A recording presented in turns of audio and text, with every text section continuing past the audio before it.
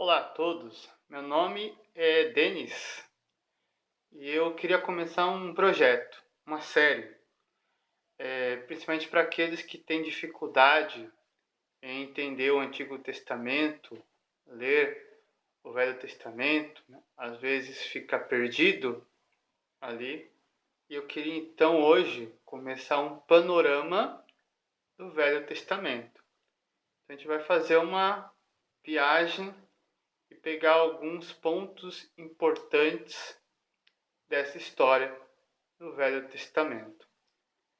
Espero que seja útil para todos e, se for do seu interesse, que você possa curtir esse vídeo e compartilhar para que outras pessoas também possam ter esse conhecimento. Hoje eu queria começar com uma introdução, né, para a gente dar início então à nossa jornada do Velho Testamento. Então Deus, ele revelou a sua vontade para nós, ele se revelou e revelou a sua vontade através das Escrituras Sagradas. Então, através de homens inspirados por Deus, como está lá em 2 Pedro 1, 20 a 21, né? Ele trouxe, né, esse conhecimento para nós. Vamos dar uma olhada em 2 Timóteo 3, 16 e 17. 2 Timóteo 3, 16 e 17 vai falar o seguinte. 2 Timóteo 3, 16 e 17. Toda a Escritura é inspirada por Deus e útil para o ensino, para a repreensão, para a correção, para a educação na justiça, a fim de que o homem de Deus seja perfeito e perfeitamente habilitado para toda boa obra. Então a Bíblia é o nosso manual. A Bíblia é uma coleção de 66 livros que foram escritos por cerca de 40 autores num período mais ou menos de 1500 anos. Começou a ser escrita lá por cerca de 1440 por Moisés e termina com o Apocalipse, a última carta do apóstolo João, em meados do ano 96 depois de Cristo. O livro, a Bíblia, né? Essa coleção de livros, eles têm duas divisões principais. O Velho Testamento, que é formado por 39 livros, e o Novo Testamento, que tem 27 livros. Eu queria começar a nossa aventura pelo Velho Testamento. Futuramente, eu pretendo fazer também um panorama do Novo Testamento. E como é que vai ser isso? Eu vou falar de forma cronológica os acontecimentos mais importantes e que nos ajudam a entender essa aliança de Deus com o povo de Israel e que nos ajuda a entender bastante sobre o Novo Testamento. Afinal, esse é um dos propósitos do Velho Testamento. É mostrar esse plano de Deus para a salvação do homem que a gente vê cumprido no Novo Testamento, na pessoa de Jesus. Jesus é o cumprimento do Velho Testamento. Se a gente for para Gálatas, capítulo 3, Gálatas, capítulo 3, versículo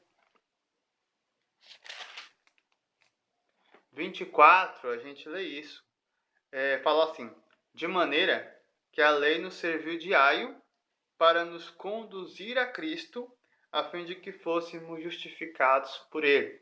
Ele fala que a lei nos serviu de nos conduziu, ele foi nosso guia até Cristo. Então, através do Velho Testamento, Deus foi revelando para o seu povo o plano que ele tinha, então, para justificação, para salvação do homem. Esses 39 livros do Velho Testamento, eles não estão na ordem cronológica, eles estão divididos por temas, né? Então, nós temos os 5 primeiros livros que formam o Pentateuco, ou a Torá, que é a lei de Moisés. São 5 livros escritos por Moisés, que são Gênesis, Êxodo, Levítico, Números e Deuteronômio. Depois, nós temos 12 livros que vão contar a história do povo de Israel, né? Que é Josué, Juízes, Ruth, 1ª e 2ª Samuel, 1ª e 2ª Reis, 1ª e 2ª Crônicas, Esdras, Neemias e Esther. Depois nós vamos ter 5 livros de sabedoria, ou de poesia, né? Que são o livro de Jó, que foi escrito mais ou menos na época dos patriarcas, na época que Moisés escreveu o Pentateuco. Temos os Salmos, que é uma coletânea de escritos, né? Tem muitos autores, sendo os principal Davi.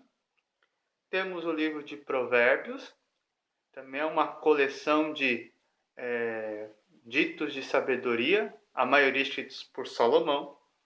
Temos o livro de Eclesiastes, que é um livro de muita reflexão.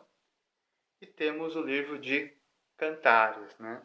Esses 3 livros, esses últimos, Provérbios, Eclesiastes e Cantares, foram escritos por Salomão, né?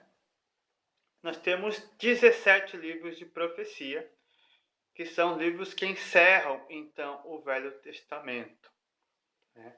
Nós temos 5 profetas que são considerados maiores, não é porque eles são mais importantes ou melhores, mas porque são livros mais extensos, tem mais coisas escritas, né? Os profetas escreveram bastante coisa, que são Isaías, Jeremias, Lamentações, Ezequiel e Daniel.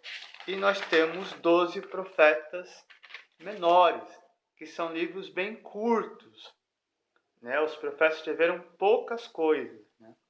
E são livros que geralmente você tem uma certa dificuldade em achar na sua Bíblia, que são o livro de Oséias, Joel, Amós, Obadias, desculpa, Jonas, Miqueias, Naum, Abacuque, Sofonias, Ageu, Zacarias e Malaquias. Então, eles estão organizados dessa maneira. Mas a gente vai ver no decorrer dessa jornada que eles não estão numa ordem, né, cronológica. Por isso que muitas vezes dificulta o entendimento do Velho Testamento. Então a gente vai tentar mostrar os fatos como aconteceram na sua sequência, e como é um panorama, a gente não vai abordar tudo o que aconteceu. A gente vai abordar os fatos mais importantes, que vão ajudar a entender até o resto, tudo o que está acontecendo, né? E o nosso objetivo é extrair algumas coisas importantes do Velho Testamento. E qual que é a importância do Velho Testamento para nós hoje? Lembrando que o Velho Testamento era uma aliança de Deus com o povo de Israel. Ele teve um propósito, que a gente viu lá em Gálatas 3:24, que foi conduzir o povo até Jesus. Então foi revelar o plano de Deus, que era Jesus. Então o Velho Testamento, ele teve o seu cumprimento previsto, né? Então, nós temos 2 profetas que falaram, né, que o Velho Testamento ele ia ser cumprido. Isaías capítulo 2, versículo 2. Isaías 2, versículo 2.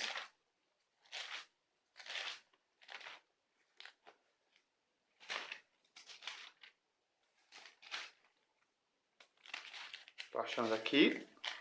Isaías 2, versículo 2, fala o seguinte: nos últimos dias acontecerá que o monte da casa do Senhor será estabelecido no cimo dos montes e se elevará sobre os outeiros, e para ele afluirão todos os povos. Irão muitas nações e dirão: Vinde e subamos ao monte do Senhor e à casa do Deus de Jacó, para que nos ensine os seus caminhos e andemos pelas suas veredas. Porque de Sião sairá a lei e a palavra do Senhor de Jerusalém. Ele julgará entre os povos e corrigirá muitas nações. Estas converterão as suas espadas em redes de arados e suas lanças em podadeiras. Uma nação não levantará espada contra outra nação, nem aprenderão mais a guerra. Vinde, ó casa de Jacó, e andemos na luz do Senhor. Então, os últimos dias é o período que começou ali após a morte e ressurreição de Jesus. Jeremias 31 a 34. É um livro logo após Isaías. Jeremias 31.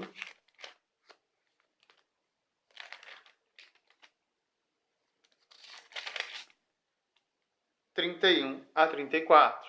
Ele fala: Eis aí vem dias, diz o Senhor, em que firmarei nova aliança com a casa de Israel e com a casa de Judá, não conforme a aliança que fiz com seus pais, no dia em que os tomei pela mão para os tirar da terra do Egito. Porquanto eles anularam a minha aliança, não obstante eu os haver desposado, diz o Senhor. Porque esta é a aliança que firmarei com a casa de Israel depois daqueles dias, diz o Senhor. Na mente lhes imprimirei as minhas leis, também no coração lhes inscreverei. Eu serei o seu Deus, eles serão o meu povo. Não ensinará jamais cada um ao seu próximo, nem cada um ao seu irmão, dizendo: Conhece ao Senhor, porque todos me conhecerão, desde o menor até o maior deles, diz o Senhor, pois perdoarei as suas iniquidades e dos seus pecados jamais me lembrarei. A gente vê aqui Jeremias profetizando então que Deus irá fazer uma nova aliança. Então essa velha aliança ia servir o seu propósito e Deus então ia fazer uma nova aliança. E a gente vê esse cumprimento proclamado no Novo Testamento. Então, Colossenses capítulo 2, vou ir lá para o Novo Testamento. Colossenses capítulo 2, 13 a 16. Colossenses 2, 13 a 16 fala o seguinte: E a vós outros, que estáveis mortos pelas vossas transgressões e pela incircuncisão da vossa carne, vos deu vida juntamente com ele, perdoando todos os nossos delitos, tendo cancelado o escrito de dívida que era contra nós e que constava de ordenanças, o qual nos era prejudicial, removeu inteiramente, encravando-o na cruz, e, despojando os principados e as potestades, publicamente os expôs ao desprezo, triunfando deles na cruz. Ninguém, pois, vos julgue por causa de comida e bebida, ou dia de festa, ou lua nova, ou sábados, porque tudo isso tem sido sombra das coisas que haviam de vir, porém o corpo é de Cristo. Então, Paulo aqui está falando que na cruz Jesus concluiu, Jesus cumpriu a antiga aliança. Então, o escrito de dívida, que constava de lei e ordenança, foi removido inteiramente na cruz. Então, hoje, a gente já não vive tudo aquilo que tinha naquela aliança com o povo de Israel. Todos os rituais, as festas, a lua nova, o sábado, tudo isso eram sombras das coisas que haviam de vir, que indicavam a Cristo. Efésios 2, versículo 15. Um livro para trás, um pouquinho para trás aí. Efésios 2, versículo 15. vai falar o seguinte, 14:15 fala, porque ele é a nossa paz, está falando de Jesus, o qual de ambos fez um, e tendo derribado a parede de separação que estava no meio, a inimizade, aboliu na sua carne a lei dos mandamentos na forma de ordenanças, para que dos dois criasse em si mesmo um novo homem, fazendo a paz. Então a gente sabe que o Velho Testamento era uma aliança de Deus com o povo de Israel, o povo escolhido. E por causa disso havia uma separação. Tinha os judeus, o povo escolhido, e tinha os gentios. Na cruz, Deus aboliu, derrubou essa separação. E agora então nós tivemos uma nova aliança que é universal, que engloba agora um povo só, um povo formado pelo povo da antiga aliança e pelo povo da nova aliança, a nova Israel, a igreja. Então, qual que é a importância também do Velho Testamento para nós? Além dele, seu cumprimento, mostrar a vinda de Cristo, ele é literatura inspirada por Deus. Nós vemos lá em 2 Timóteo 3, 16, 17, que toda a escritura é inspirada por Deus e foram escritos por homens santos inspirados pelo Espírito Santo. 2 Pedro 1, 20 e 21 vai falar isso. Ele dá testemunho de Cristo, Gálatas 3, 24, que nós lemos, fala isso. Então a lei nos serviu de aio para nos conduzir até Cristo. Ele ajuda no entendimento do Novo Testamento. Então, através do Velho Testamento, através de tudo que está, são figuras que apontam para o Novo Testamento. Nos ajuda a entender a igreja, ajuda a entender o que Cristo fez, o sacrifício dele, ajuda a entender a nossa adoração, como deve ser feita. Então, tudo que a gente vê lá no Velho Testamento é Deus mostrando, indicando, apontando para o futuro, apontando para Jesus. E ele foi escrito para o nosso ensino, exemplo e advertência. Romanos 15, versículo 4. Romanos 15, versículo 4. Vai falar o seguinte. Romanos 15, versículo 4. Pois tudo quanto outrora foi escrito, para o nosso ensino foi escrito, a fim de que, pela paciência e pela consolação das Escrituras, tenhamos esperança. Então, tudo aquilo que foi escrito, para nosso ensino foi escrito. E 1 Coríntios, capítulo 10, Paulo vai falar dos exemplos lá do Velho Testamento, que também são úteis para nós. Então, 1 Coríntios 10, vamos ler a partir do versículo 1. 1 Coríntios 10, a partir do versículo 1, vai falar o seguinte. Ora, irmãos, não quero que ignoreis que nossos pais estiveram todos sob a nuvem e todos passaram pelo mar, tendo sido todos batizados, assim na nuvem como no mar, com respeito a Moisés. Todos eles comeram de um só manjar espiritual e beberam da mesma fonte espiritual, porque bebiam de uma pedra espiritual que os seguia, e a pedra era Cristo. Entretanto, Deus não se agradou da maioria deles, razão porque ficaram prostrados no deserto. Ora, estas coisas se tornaram exemplos para nós, a fim de que não cobicemos as coisas más, como eles cobiçaram. Não vos façais, pois, idólatras, como alguns deles, porquanto está escrito: o povo assentou-se para comer e beber, e levantou-se para divertir-se. E não pratiquemos a imoralidade, como alguns deles o fizeram, e caíram num só dia 23.000. Não ponhamos o Senhor à prova, como alguns deles já o fizeram, e pereceram pelas mordeduras da serpente. Nem murmureis, como alguns deles murmuraram, e foram destruídos pelo exterminador. Estas coisas lhes sobrevieram como exemplos e foram escritas para advertência nossa, de nós outros, sobre quem os fins dos séculos têm chegado. Então, por isso que é tão importante a gente estudar e entender o Velho Testamento. O Velho Testamento ele foi escrito em hebraico e algumas partes foram escritas em aramaico.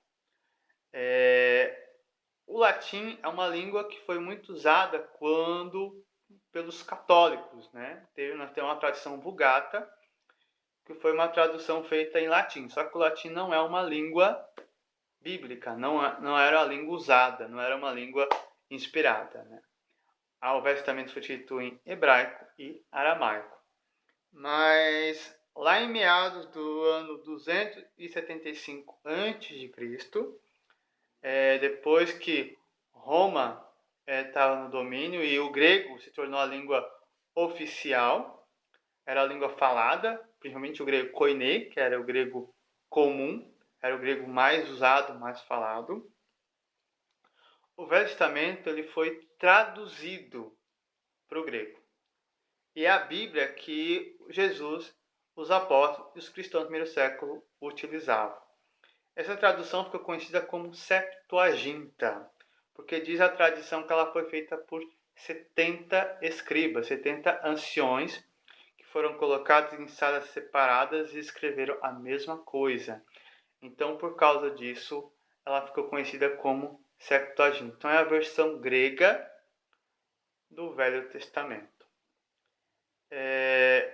Então, eu quero convidar vocês para essa jornada, essa viagem panorâmica sobre a história de Deus e do povo escolhido, povo esse que, através desse povo, Deus ia nos enviar Jesus. Então, espero que seja muito útil e edificante para todos vocês. Que Deus nos abençoe e deixe seus comentários aí. Se você viu alguma coisa que pode ajudar a melhorar, coloque, né? Se tiver perguntas também, eu vou estar tentando ajudar. E a gente deixa então para a próxima semana, então, para a gente dar início então a começar então essa viagem panorâmica do Velho Testamento. Que Deus nos abençoe. Amém.